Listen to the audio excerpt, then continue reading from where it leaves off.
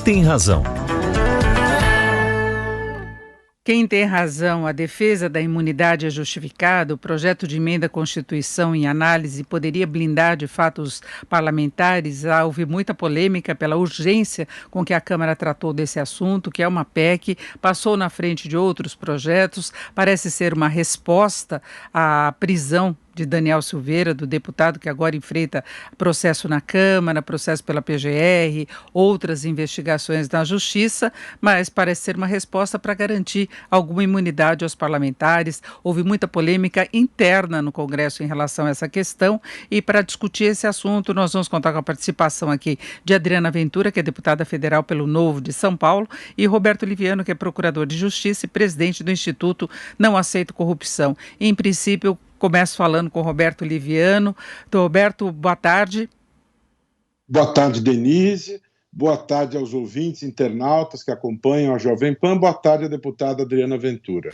Bem, eu gostaria, antes de mais nada, de ouvir o procurador a respeito dessa situação toda que foi colocada, né? Porque houve muito questionamento em relação à atitude de Alexandre de Moraes, que foi específica em relação àquele vídeo divulgado por Daniel Silveira. Só que a gente viu depois uma grande mobilização. Aliás, no dia que a Câmara acatou a prisão dele, com uma votação muito superior a que era necessário para mantê-lo na prisão, já houve a sinalização de uma mudança da lei que trata dessa questão da prisão, da imunidade. A revisão talvez seja necessária mesmo, mas como é que o senhor viu o processo na Câmara? Muito bom, Denise. Primeiro, começando por esse fato que você mencionou, que foi a prisão do deputado Daniel Silveira. Muita gente falou em muitos lugares, nas redes sociais e no debate público, que ele estava sendo preso por ofender juízes, né? Então, primeiro é importante pontuar que o ponto fundamental que gerou o decreto de prisão pelo Supremo e a confirmação pela Câmara dos Deputados foi a invocação veemente do AI-5. AI-5, para quem é jovem há menos tempo que eu, significa supressão de direitos, supressão da liberdade, ódio, tortura e morte. Então, o deputado Daniel Silveira invocou a volta da ditadura e o solapamento do sistema democrático, e esse discurso levou o Supremo, por unanimidade, a decretar a sua prisão, e essa prisão foi confirmada por 364 votos pela Câmara. Este processo de revisão em relação às regras da imunidade parlamentar, ele é um processo absolutamente legítimo. Não se discute a possibilidade das regras serem revistas. Agora, Denise, me chama a atenção, sem sombra de dúvida, que isto aconteça imediatamente após a ocorrência da prisão de Daniel Silveira e que isto aconteça de uma maneira tão acelerada como está se apresentando para o país. A Câmara conta com uma Comissão de Constituição e Justiça. Por que existe esta Comissão de Constituição e Justiça? Ela existe para examinar a constitucionalidade de proposições. Existem muitas proposições contidas nesta PEC. Uma delas, por exemplo, veda o afastamento judicial cautelar de deputados. Nenhum tipo de proposição pode vedar a função jurisdicional do Estado.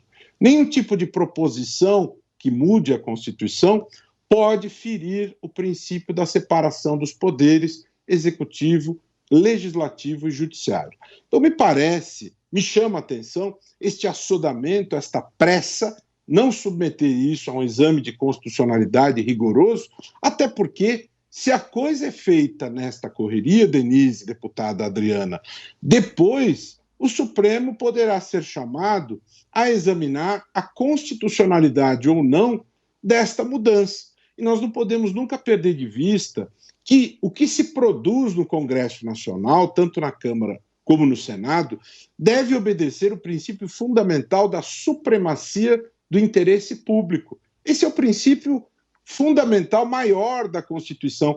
Será que a sociedade brasileira, será que o povo brasileiro, ele quer que se coloque na lei a proibição do afastamento judicial cautelar de deputados? Vamos imaginar que um deputado tem um surto, pegue uma metralhadora e mate 100 pessoas numa escola, né? Será que o povo brasileiro quer que, pela lei, seja proibido o afastamento judicial cautelar de um parlamentar numa situação como essa? Eu tenho dúvidas que a sociedade endosse esse tipo de mudança, assim como o bloqueio de dispositivos provenientes da lei da ficha limpa, que foi uma lei aprovada num projeto de iniciativa popular, um projeto, uma das poucas possibilidades de participação da sociedade civil no processo político, né? Esta lei tão importante para depurar os maus políticos. Então, lógico que o parlamentar ele deve ter preservado o seu direito, mas o direito a manifestar-se, o direito à expressão, ele não é infinito. Um parlamentar ele não pode ir na tribuna e invocar o AI-5. Ele não pode ir na tribuna e dizer e disseminar o ódio aos negros, aos índios, às mulheres, aos homossexuais. Ele não pode fazer isso. Ele tem limites na sua liberdade de expressão. Essa não é uma prerrogativa ilimitada e infinita.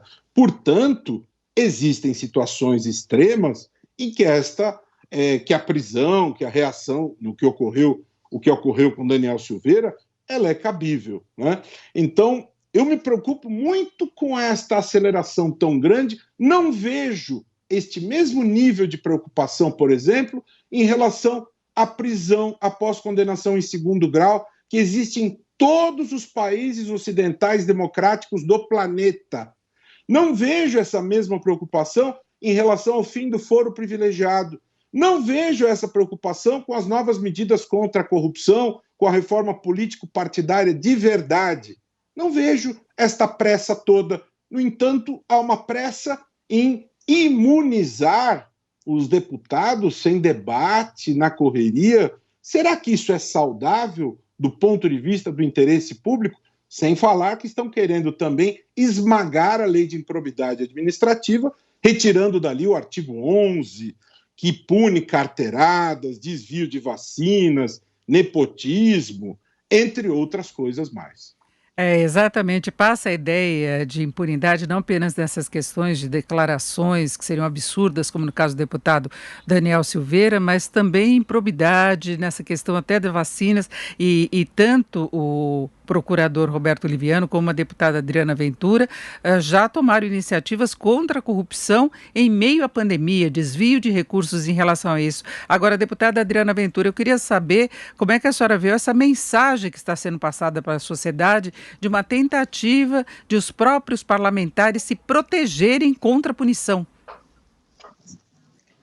Pois é uma situação extremamente delicada e eu acho que também existe uma questão de falta de comunicação. Eu acho tanto internamente aqui na Câmara dos Deputados, como para a população. Então, nós fomos realmente surpreendidos com o conteúdo da PEC, e eu digo surpreendidos porque falaram que vinha uma PEC, mas a gente não sabia que ia ser nesse atropelo todo, nesse rito todo, porque foi em cima de regimento, em cima de um monte de coisa, e por isso que ontem realmente a gente obstruiu o que pôde, discutiu o que pôde, porque a coisa mais rica que tem no parlamento é o diálogo, é o debate.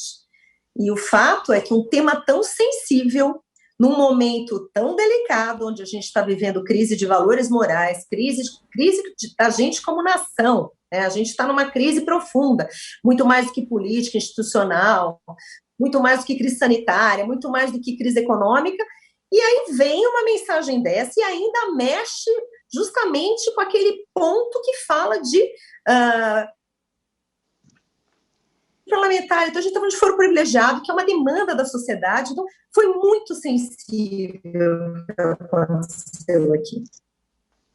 Nós estamos tendo problemas técnicos aí no contato com a deputada, nós vamos acertar. É importante a deputada Adriana Ventura falar com a gente sobre isso. Pode prosseguir, deputada, por favor. Eu já estava tentando buscar uma outra solução. Você está me ouvindo, Denise? Então, a questão foi um rito que foi atropelado, porque tem ritos regimentais. Se a gente está falando de uma PEC, aqui internamente, ela tem o processo de coletar 171 assinaturas, existe um processo específico de ser discutida, vai para a CCJ, é votada a admissibilidade, depois vai para uma comissão especial, depois fica várias sessões para emenda, na comissão especial fica até 40 sessões. Agora, é pautada, não tem nem número, porque ainda não foi protocolada. Então, ela é pautada antes de ter 171 assinaturas, depois ela vai para, no dia seguinte, horas antes, 2, 3 horas antes, ela é protocolada. O assunto é super complexo, o assunto é super sensível. A gente está falando de prerrogativas dos parlamentares, existe o tema do foro que é sensível, então, quer dizer, foi um atropelo geral. Fica a impressão de que se pensa num consenso entre os parlamentares quanto a essa necessidade de proteção, não é? E para a sociedade passa a mensagem que os parlamentares querem sempre se proteger porque sempre há uma predisposição a cometer irregularidades, a passar do limite, tendo essa impunidade, tendo a imunidade parlamentar, estando acima do cidadão comum, não é? E além disso também, a gente tem a questão do rito, que em tese, e essa eu acho que é a grande discussão, pelo menos que eu estou trazendo, né, pela frente contra a corrupção e tudo mais, tem a PEC do foro privilegiado do senador Álvaro Dias, que está 800 dias parada aqui, pronta para ir para plenário. Então, ela já foi votada no Senado, ela já veio para cá, já passou na CCJ, já passou na comissão especial e está engavetada. A pergunta é, essa PEC número 3 obrigatoriamente está tratando do artigo 53. Estamos falando de temas correlatos. Deveria estar apensada a PEC 333, a PEC de ontem. E o fato que isso não foi feito, foi indeferido pela mesa o meu pedido, e eu estou buscando maneiras aqui, porque eu acho um absurdo passar essa PEC na frente do que a gente já devia ter tirado, porque é o foro privilegiado de 55 mil autoridades. Procurador Roberto Liviano. Sim, Denise, eu quero enfatizar, além dessas questões que a deputada Adriana pontuou, veja, olhando alguns aspectos desta PEC, por exemplo, ela proíbe a prisão em flagrante por corrupção, né? Ela cria dificuldades para punir, para prender parlamentares em situações absolutamente graves.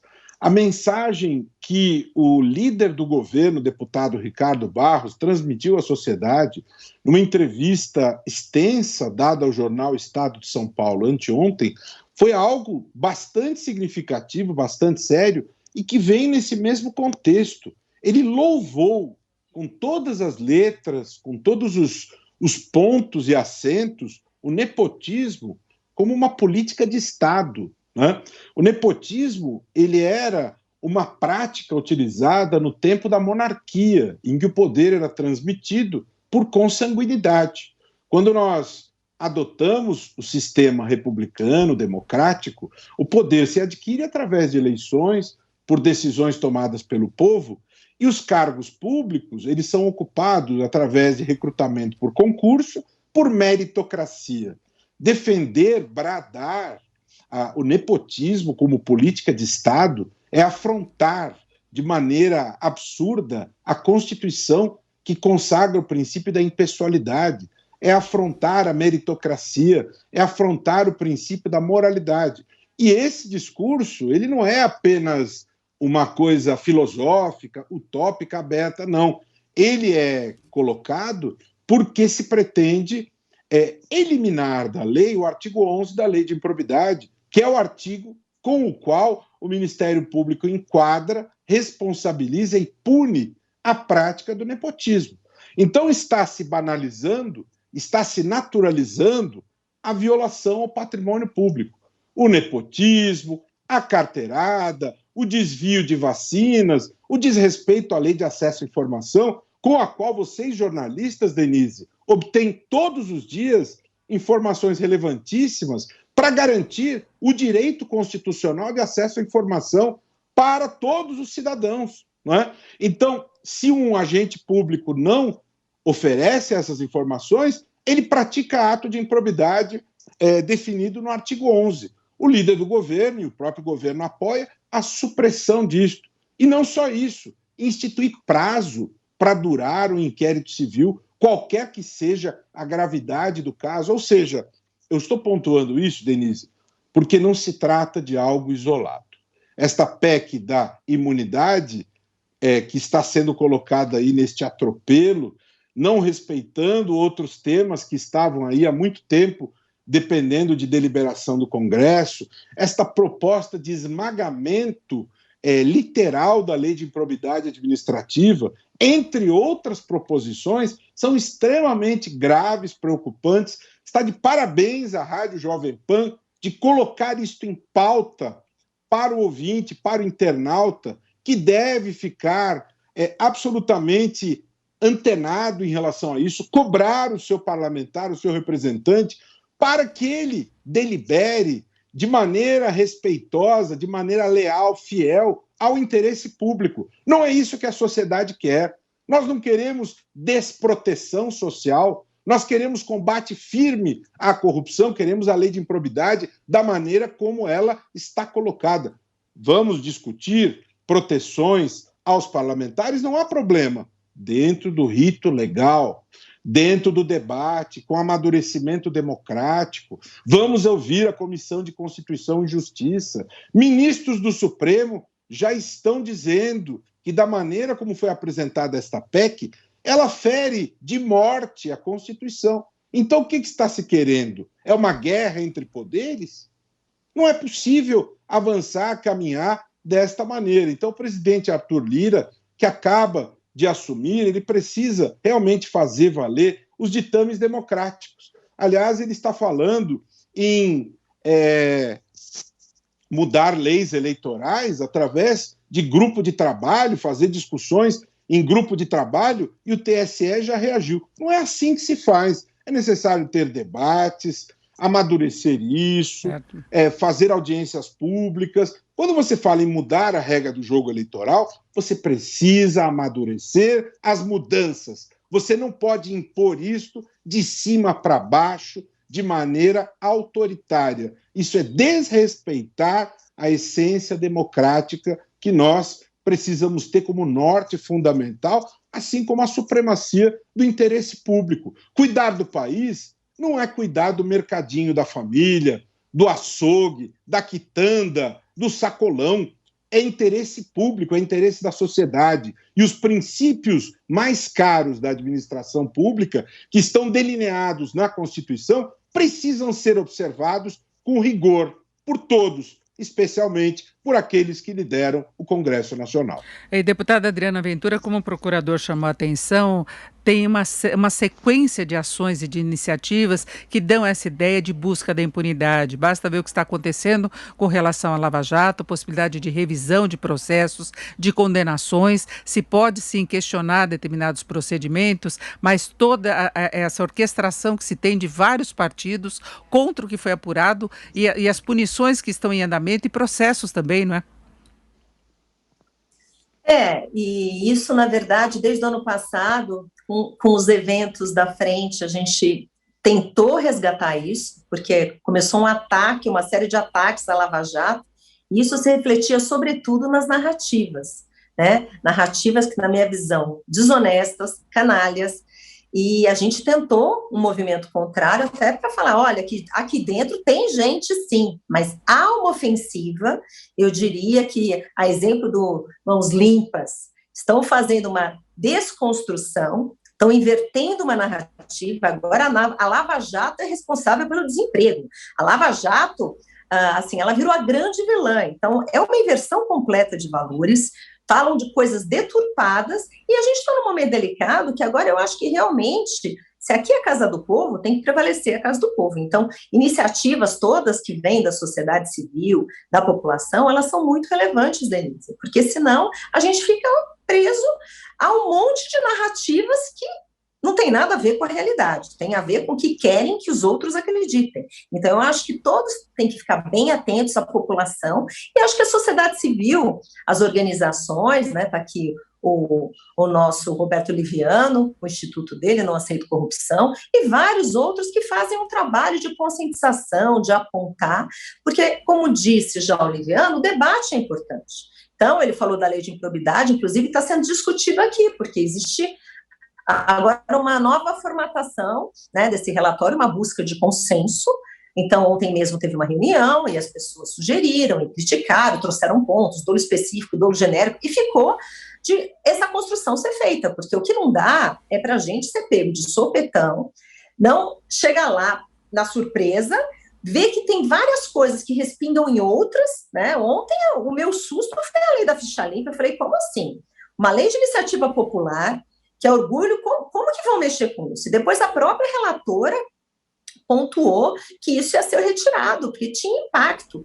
E, às vezes, as pessoas colocam as coisas, um sugere uma coisa, cria um monstro, e tem respingo em várias outras áreas, que, às vezes, não deu tempo de amadurecer. O fato de uma PEC ter todo um rito, ela demora para coletar assinatura, tem admissibilidade, vai para a comissão especial, tem prazo de emenda, 40 sessões, depois vai para plenário, tem 2 turnos, amadurecimento é necessário. Cada hora a gente ouve um, ouve outro, faz um monte de audiência pública. Por isso que é assustador a coisa ser tão assodada assim. Por que esta pressa? Porque, na minha visão, quem quer dar resposta de autonomia do poder faz o que a gente fez. A gente defendeu que não queria interferência dos poderes e fomos contra a manutenção da prisão dele. E ponto. Então, agora parece que estamos consertando o que a gente devia ter feito antes. Então, isso é um problema, Denise. Porque passa aquela ideia que é uma discussão, né, deputada, para se proteger o legislativo de uma interferência do judiciário ou do Supremo Tribunal Federal, usando como argumentação o que aconteceu com o deputado Daniel Silveira, que foi uma situação específica, mas não se trata de uma proteção entre os poderes, se trata de que tipo de proteção que se pode colocar, não é? E é o que tipo de proteção se pode colocar, tratando de um assunto, colocou o dedo na ferida, pelo menos para mim foi na ferida, do foro privilegiado, porque o que a gente está tratando aqui é foro privilegiado. E está aqui o Liviano, que é um super doutor em direito, que pode me corrigir, porque o que a gente está fazendo, quando a gente impede afastamento, com qualquer afastamento judicial cautelar, quando a gente tem regra especial que só pode ser decidido pelo STF, quando a gente não pode fazer busca e apreensão a menos que o STF decida, isso é foro privilegiado, concorda, Liviana? Então, como é que coloca a coisa do foro privilegiado se não tratou do que já devia ter tratado há mais de 800 dias aqui, está pronto para ir para votação? Você concorda comigo? Então, esse ponto que a Adriana falou é muito importante. Você veja, esse conteúdo desta regra, quando se fala em vedar afastamento judicial cautelar, esta proposição, ela se comunica com um outro projeto do deputado Abiakel, que pretende blindar escritórios de advocacia, não é? O gabinete da deputada Adriana Ventura, ele não é blindado. O meu gabinete no Ministério Público não é blindado. O seu espaço aí, na Rádio Jovem Pan, no Estadão, onde quer que você trabalhe, Denise, não é blindado. Os espaços da imprensa não são. Igrejas não são blindadas. Nenhum lugar é blindado. Por que o escritório de advocacia tem que ser blindado? Né? Por que alguns têm que ter um tratamento especial melhor do que os outros? Aí você entra num terreno que ele vulnera gravemente a ideia da isonomia. Se todos são iguais perante a lei, por que não pode haver afastamento judicial de um parlamentar se ele é pego praticando um crime grave, homicídios em série, situações graves? Como que você vai afastar uma lesão de direito do exame do Poder Judiciário? Né? Sempre que você constrói estas regras do privilégio, você entra nos problemas de quebrar a lógica da isonomia. Isso não é saudável, isso não é bom. Por que não se delibera o fim do foro? Eu, por exemplo, sou membro do Ministério Público há 29 anos, o Ministério Público tem direito ao foro, eu sou contra o foro, eu não quero foro. Eu quero que acabe o foro para membros do Ministério Público. Não tem que ter foro para membro do Ministério Público, não tem que ter foro para juiz, não tem que ter foro para deputado, não tem que ter foro para ninguém. Não tem que ter foro para ninguém, Liviano. Ninguém. 55 mil autoridades não dá, mas a boa fim notícia... do privilégio, eu acho que isso... fim desta vedação de afastamento cautelar de deputado. Se for necessário afastar cautelarmente deputado, será afastado cautelarmente. Isso é uma questão que nós vamos verificar caso a caso. Não é numa penada, numa canetada, que numa salinha fechada vão resolver. Até porque esse tipo de proposição afronta a Constituição Federal. Isso não resiste a um exame de constitucionalidade que inexoravelmente será feito depois. Então, esse tipo de jogadinha não se sustenta. Coisas feitas na correria e tudo mais. Cadê a comissão de ética da Câmara? Cadê? Cadê as punições por falta de decoro? Por que nunca funciona? Não é? Deputada. Bom, Liviano, a boa notícia é que, com base na movimentação que foi feita no plenário, assim, toda essa coisa do sopetão, hoje estavam fazendo os esforços e agora vem um novo texto com contribuições e redução de danos. Então, a gente está ansioso. A questão não só da ficha limpa saiu, como outras questões. Então, eu estou aguardando o texto para ver qual que vai ser o procedimento e como é que vamos agir aqui.